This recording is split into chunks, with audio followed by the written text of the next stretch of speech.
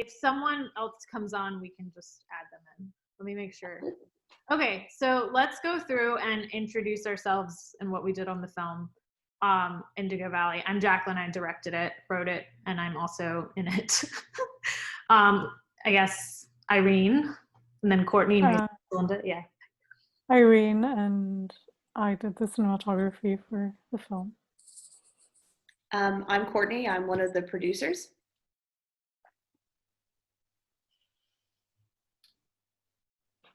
I'm Maesa, and I did the music with Dalal Bruckman.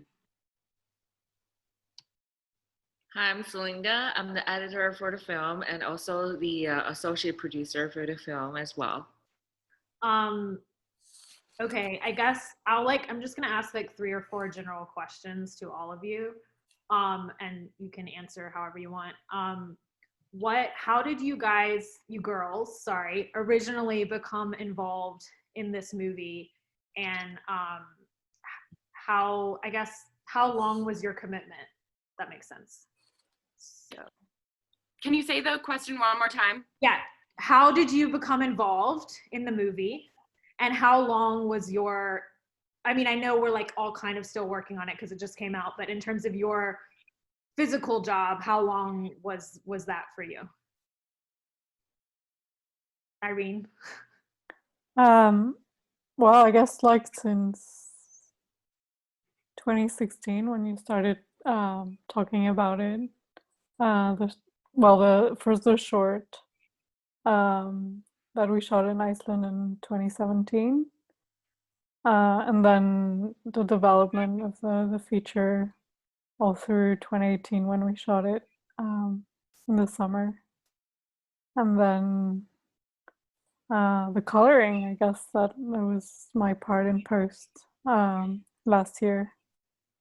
But yeah, I've been involved for a while, yes. Courtney?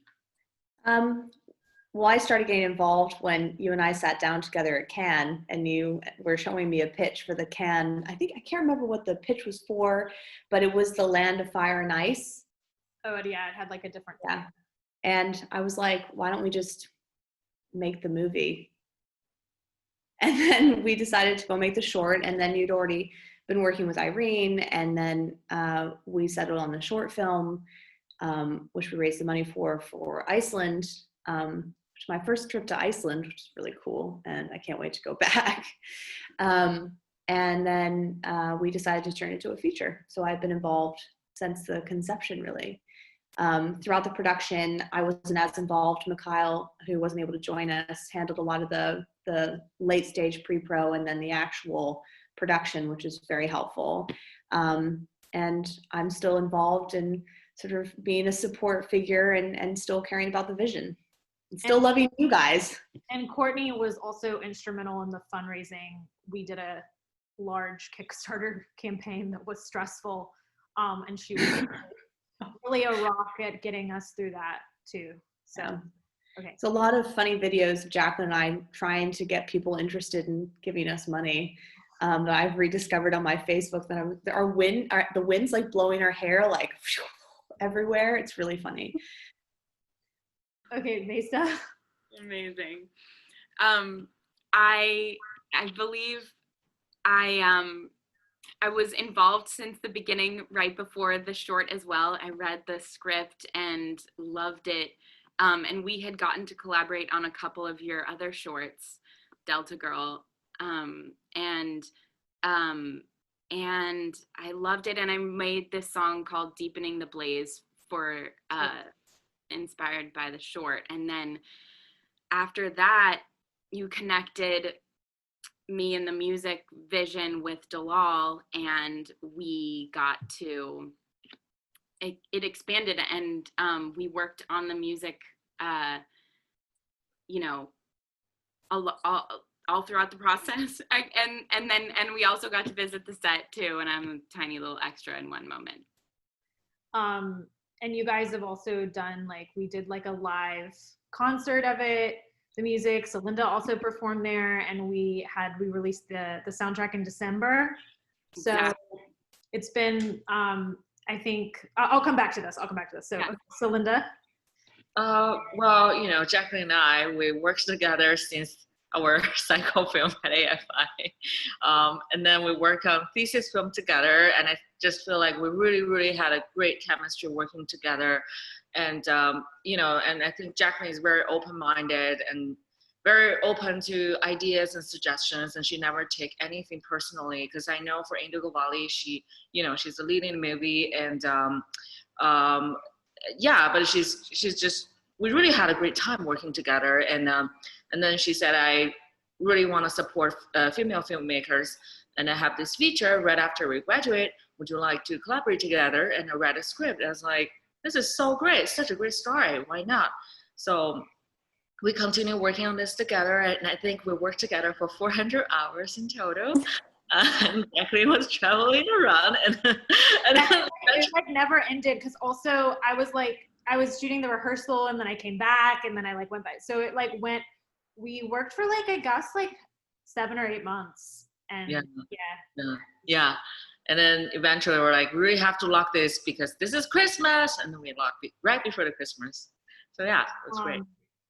But yeah, editing is so intense and wonderful at the same time. Okay, how does it feel to have, I'm just asking random, I know all of you, so it's funny. How does it feel to have this come out like 2 years later, when we've kind of all evolved as artists, but we've stayed kind of in touch, and this project has obviously been a part of our lives. What have you what did you bring to the film that you think has carried over in your work since then, if that makes sense? Whoever wants to go first. Yeah, I'll go. Okay, Maesa. So much has happened since like being in the midst of working on the score and the music for Indigo Valley. And it really was like a crucial beginning of this collaboration with Dalal. And we've gone on to make other, to score other films since then. And I'm so happy that the movie's coming out, and that because even when things take a long time, I feel like it saturates it, and there was so much brilliant, beautiful work on all levels with the film. So I'm just so stoked. Courtney, I don't know. Yeah, I'll go next. So, I mean, it was definitely, it started with the short film, and that was the first film that I produced that wasn't in like my native location, which was definitely an experience. And then when we got to the feature film, it kind of felt surreal to be involved in a feature film. I mean, it was something I had never done before in terms of producing. I'd worked on other features and other roles. And I can't believe it's like actually coming out, to be honest. And in the middle of a pandemic, it's crazy. It's actually amazing. And I'm so proud of everyone that was involved. I mean, the amount of time and energy it takes to put in to an independent film, especially in a market that isn't as forgiving to independent films as it once was. I mean, it's pretty incredible. And the results that we've been seeing, I mean, the editing, the cinematography, the music, I mean, the acting, the directing, everything about that is just so spectacular. I mean, you guys are all very talented. And I'm just really proud to have been a part of this journey. I mean, that sounds so cheesy, I'm sorry. But it's been around for such a long time that I'm kind of like, wow, is it really happening? Is it actually coming out now? And, there are all sorts of steps along the way that were very interesting and real learning curves. Particularly things like how to approach people for money. And I feel I've become much more confident with that, and I wouldn't have been more confident if I hadn't had experience with working with Jaclyn on this. After this, we can talk about some of the funny experiences we had where we're trying to get money and like trying to create co-productions and girl power and stuff like that. And I would never have had the confidence to do that without Jaclyn, first of all, and also the team that we have around Indigo Valley. And just like, I mean, it's a fantastic film, so I'm really proud. And I love the music. Maesa, I'm such a fangirl. I probably listened to the song in the short like a million times. I played it for all of my colleagues when he first sent it. I was like, it's so beautiful and harrowing and like, oh, it's so gorgeous, you know. Anyway, sorry, little fangirl moment there, but yeah, I wouldn't have been able to make it without Jaclyn, really. So we did it, guys. It's happening, and the press is great. Selinda, do you have? How have you evolved as an editor since this movie came out? How did it inform your editing process, I guess, and the stuff you've worked on since then? Sure.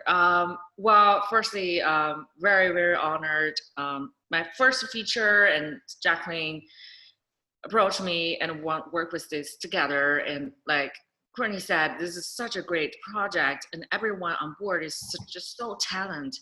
And yesterday, I rewatched this film again with my people in the industry, and everyone was strong. So spoke really highly of this film, from acting. Yes, like Courtney said. Sorry, I'm repeating you, but I can't help myself. This is, and you know, and I don't think I've ever watched the final version with Maesa's music in it, to be honest. Like, I never watched it, and I was like, did I edit this? And everyone was like, why are you doubting yourself? I was like, want to text Jaclyn and see if I did she change anything? And then I realized, oh my gosh, it was the music, and the music score helped the editing to a huge different level.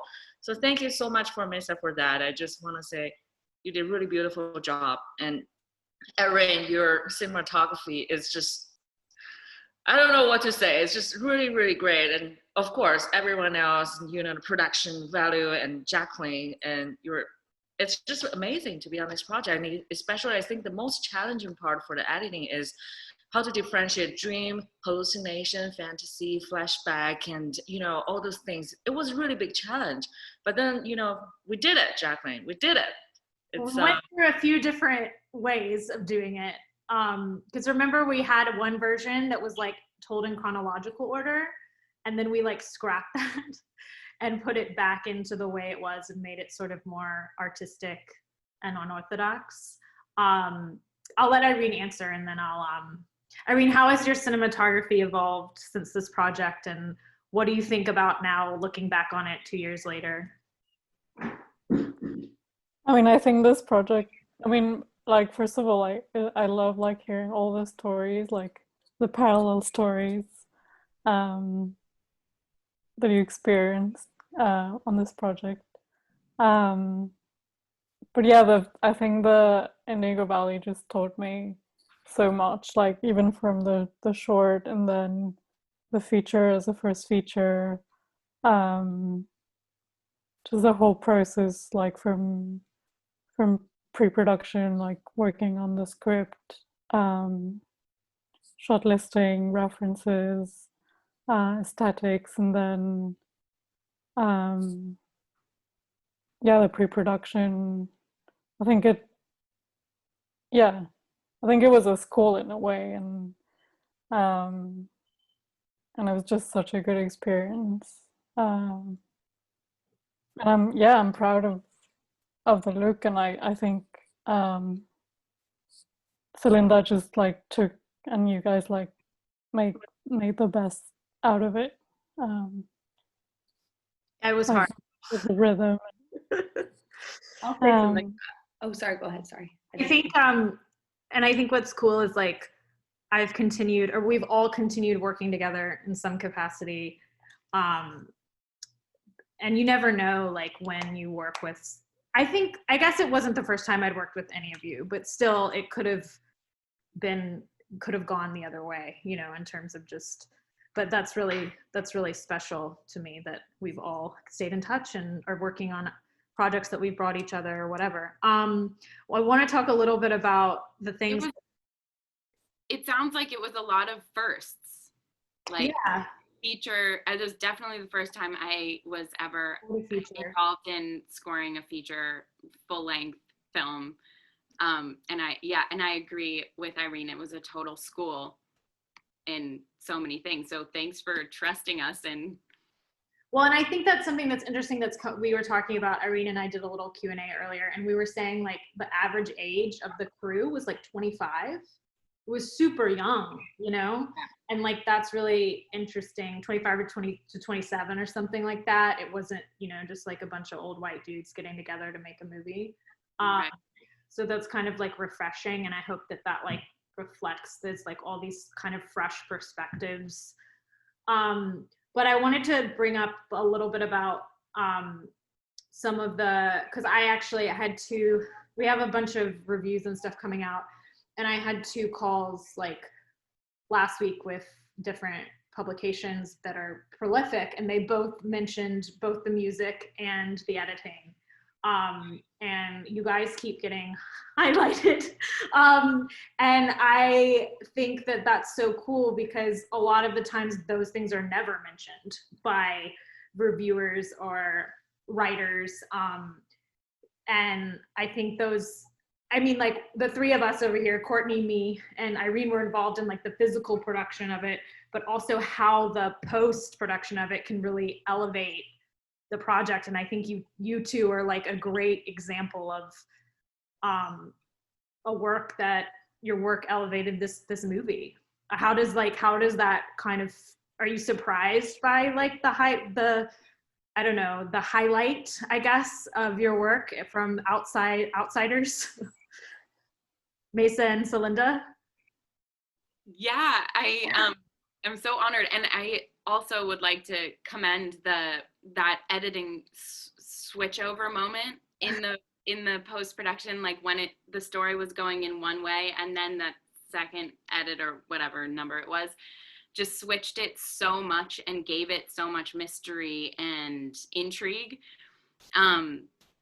So that was really cool to witness, like it take that turn, and that it was all in the power of the editing. It was just cool to witness. And yeah, I am so honored that the music was mentioned because we, like I said, we were learning so much along the way, and Dalal and I were learning how to work together. So now that was like our training ground was Indigo Valley, and now we're like on a roll. And so I'm so glad that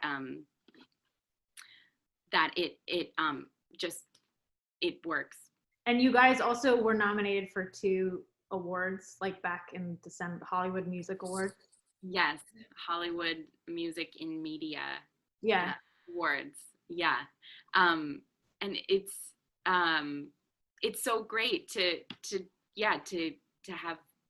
have it be noticed, because I think it does have a huge influence on the whole flavor of the world of the movie, and it is overlooked so often, or it's the last thought. Like people are like, oh, we got to get music, but I loved that. I felt like I was on board with the project since the beginning, and so it was like this, that we were like together. The music was like woven in the whole process. Selinda, how do you feel about your editing getting some attention here? Well, I'm very overwhelmed once I read articles online, and that's why I rewatched the movie again. I was like, really? Because, you know, I'm always very self-insecure about my work, especially that was the work right after AFI, and I think we were still trying to wrap up the thesis film of Delta Girl. So for me, it was like, really? And did I really do it? And once I rewatch it, and I kind of rethought about it, and I honestly really don't think it was me. It was, you know, comparing to the rest of the features I did after Indigo Valley, Indigo Valley really provided me a lot of footages. We had really enough footages for me to choose from, although we're having not that much budget and not many days to shoot on set, but still, I think the performance was really good. Like, I remember when I was, you know, watching the dailies, it was like, oh, it's so hard to pick. All these takes are so great. Which one should I choose from? So I think it was really from the pre-production. It was you guys. You guys did a great job that make my job very easier. Otherwise, honestly, I don't really think I would be able to do it. And Jaclyn, you were very open-minded about ideas I I brought on board, and several other people when we're having a preview screening, and that's why we changed the order of the film. Remember, originally we were following the script, and then we were doing so many changes. So I really don't think I should take credit for the post-production. Plus, like I kept saying, the music and the score was just like escalate the film to a whole different level, and I just couldn't believe that I did editing for the film yesterday when I watched it. So seriously, I don't take credit for that at all. So I just want to say I'm very lucky to be on board for this project. I wish we all can work together in the future. Really. Irene, can you talk a little bit about your cinematic references for this movie? And I'm sorry, I asked you this question earlier. Maybe I didn't. Did I? Well, we spoke about how we kind of mix like classic references like Bergman and Tarkovsky with like contemporary TV, like Top of the Lake, and the other series with Elizabeth Debicki. Yeah, the Kettering. Kettering incident. I have a question. Yeah, so sort of. Oh, sorry. When you're finished. That sort of really classic, controlled aesthetic, and then like more contemporary, intense looks, I guess. Okay, Cool. I have a hard question for you, Irene. A hard question. Yep. I'm not gonna like it.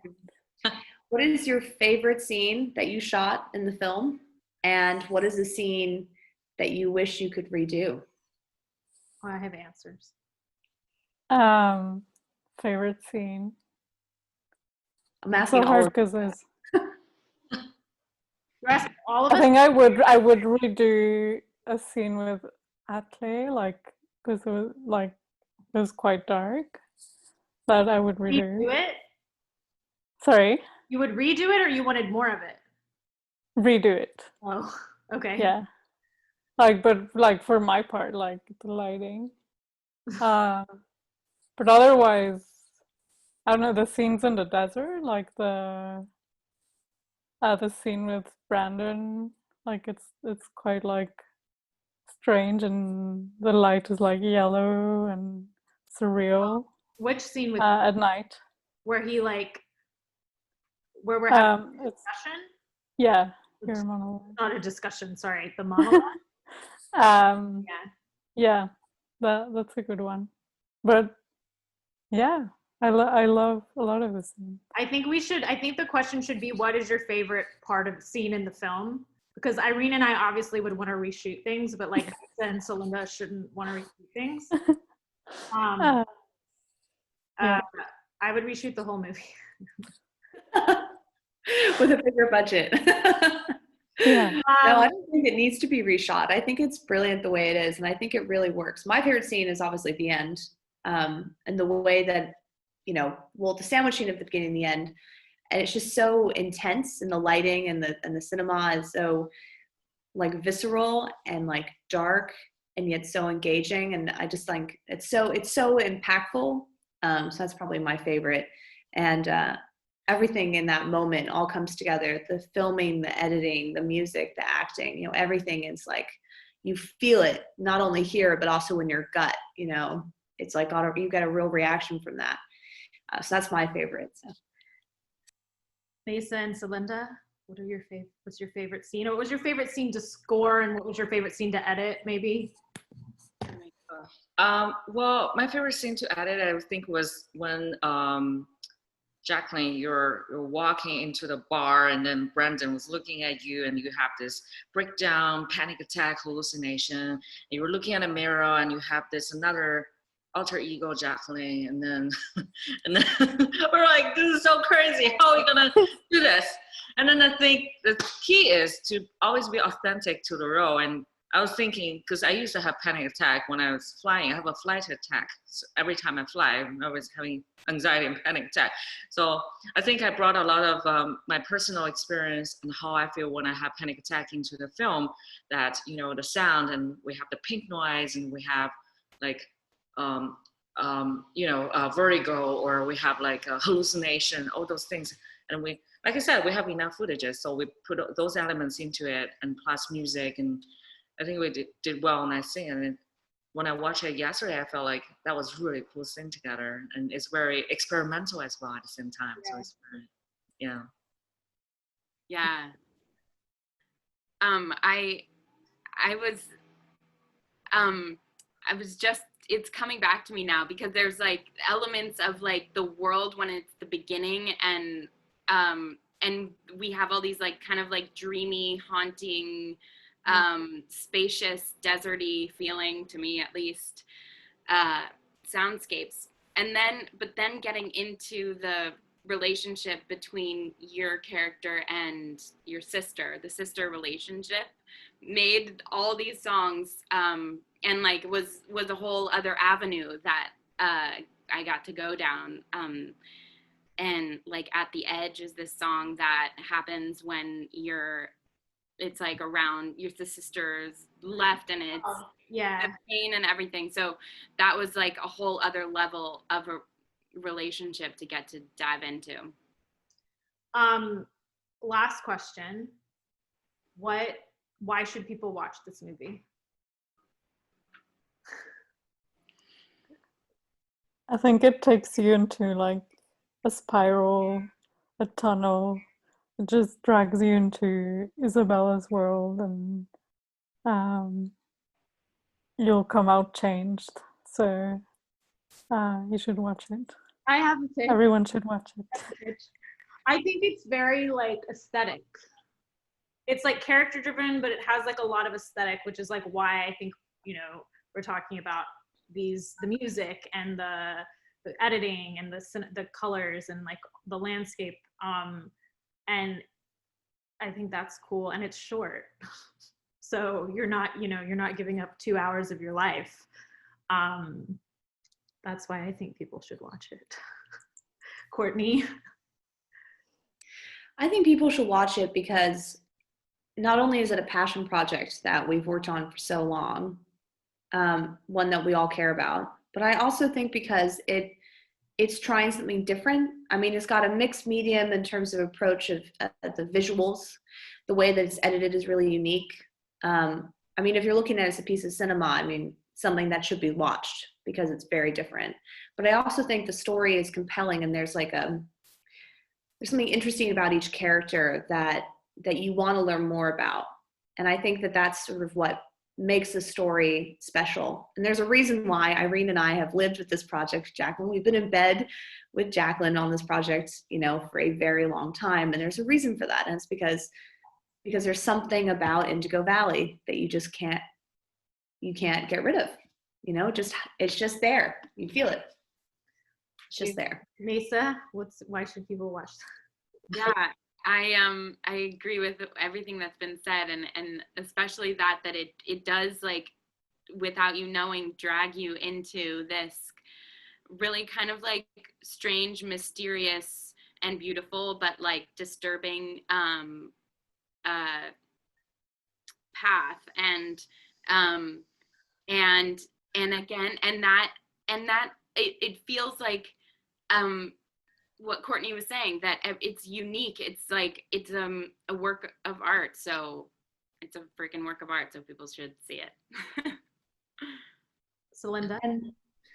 Well, I just think the story is really great. It's a very simple story, but I think everyone can be related to. As a female, you know, I've been in the role for, you know, Jaclyn, your role. I've been in the role for Josie's role. I've been in the role for probably Brandon's role. So I think it's a story, simple, but it's very touching, especially what happened in the end. It's just very, whoa, what's going on? Whoa, this is so messed up. And then that's why I think the story is great, and the ending, and it makes me very engaging and really resonate with me. And that's the part of the reason why I want to be on the board at the beginning. And still, as an audience myself, I still really love the film itself. Yeah, the story. And this is my last question. I know I just said that was but what are you guys working on now? Where can people check out your work or your upcoming work or anything that you want to plug? Selinda, I guess we can start with you. Sure. Well, I think after Indigo Valley, I did another film, Under Lantern Lit Sky, with Jaclyn. That's the other feature. And I work on Pink, the concert tour. and I work on AFI Life Achievement for Denzel Washington, and work with Brendan P. Bell, which is a lead from Dear White People. We work together on another film, and then we just finished the trailer for that, and then I don't remember what else. Yeah, and I work with director Michael Bracey, who was a director for The Greatest Showman. So I would continue working together. We're planning to work another commercial together very soon. Yeah, and then work as a producing side. I'm working with Arclight Production Company for another 2 animation film. So that's what I've been working on right now. Yeah, editing and producing. Maesa? Yes. Dalal and I got to do the score and soundtrack for Under the Lanternlit Sky as well. And that I'm super proud of the music in that. And we are finishing the score for Jaclyn's movie Highway 1, which is also it's amazing. It's gonna be so good, and that'll be awesome too. And they're all really different, and so that's exciting. Been working on those. Your album. Where can people download she Maesa released her debut album like this past week. Yeah, yes. A week ago, I released my full-length album. It's called Death of the Machine, and I digitally released it, so you can stream it on Spotify and enjoy it. So yeah. Courtney? So I am not working on feature films in the moment, not that I'm not open to some ideas, guys, so feel free to send them along. But I do work full-time on content creation, so a lot of the stuff I produce and direct tends to go on the FT and on social channels. But outside of my day job, which is, it is creative, but outside of that, I run a film festival, and we're moving into our 5th year, called Catfish Shorts, and it's for short films made by female filmmakers. Both Irene and Jaclyn have spoken at 2 of the events, actually, and being a part of the events and our honorary catfishers. And then also I'm working on getting a film financing company off the ground with a friend of mine called Trafalgar Pictures. So that's sort of in progress as well, which is very exciting. So watch this space. You never know. I mean, maybe next year, we'll see some more movies on the slate. Irene? Everyone's so prolific, so amazing. Well, I've been working with Jaclyn on the rehearsal, and then Highway 1 as well, and a few shorts here and there, and an anthology. And now I'm trying to produce an anthology in Iceland. Hopefully next year we can shoot that.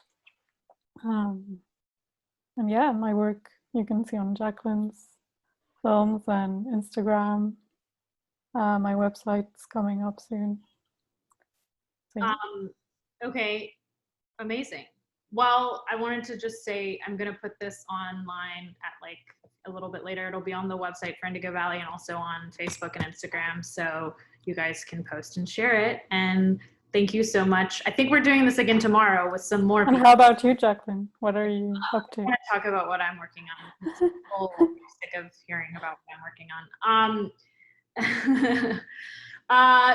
I'm just making movies, guys. I'm just trying to, keep making movies and keep going. I just shot a feature, a film, a kind of like a mixed media. Half of it takes place on Zoom, part of it takes place in real life.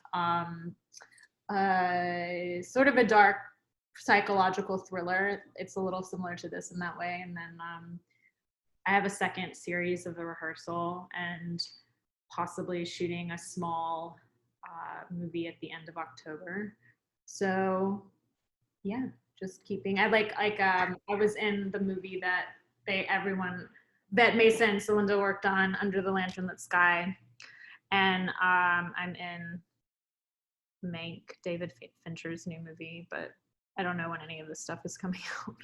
So yeah, This was really fun, guys. Thank you so much for doing this. Thanks. So such an honor to work with you on this, and I hope you'll continue to support the release. It comes out on Tuesday on Apple TV, and then we'll be rolling it out over different platforms over the next couple of months or year, and hopefully get to do a real life premiere. That's like my goal, because this movie is like never Look forward. had one so. Okay, but thank you so much. Have a wonderful Labor Day weekend. Thank you.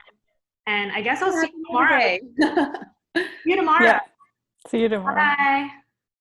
Bye.